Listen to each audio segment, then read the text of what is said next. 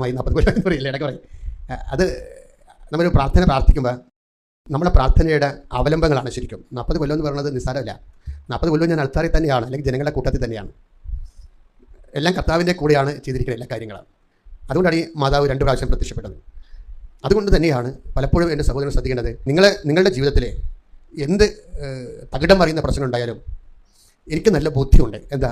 ഇതിനെല്ലാത്തിനും പരിഹാരം ഉണ്ടാകുമെന്നുള്ളത് നല്ല ബോധ്യമുണ്ട്.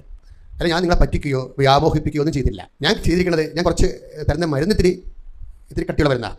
ചില അത് നിങ്ങൾ ഞാനെപ്പോഴും ചിന്തിക്കുന്നത്, ദൈവം നിങ്ങൾ വിശ്വാസത്തിൽ സത്യസന്ധരാണെന്ന് ദൈവത്തിന് തോന്നണം.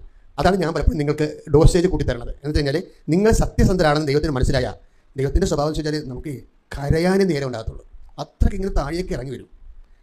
അതായത് ഇപ്പം നിന്നെ എന്ത് വിധത്തിലാണ് രക്ഷിക്കണത് എങ്കിൽ എന്തുമാത്രം താഴേക്ക് വരണമെന്ന് വെച്ച് കഴിഞ്ഞാൽ വരുമെന്നുള്ളതല്ലേ കുശുരൂപം കാണിക്കണത്. കൈയടിച്ച് ശ്രദ്ധിക്കണം.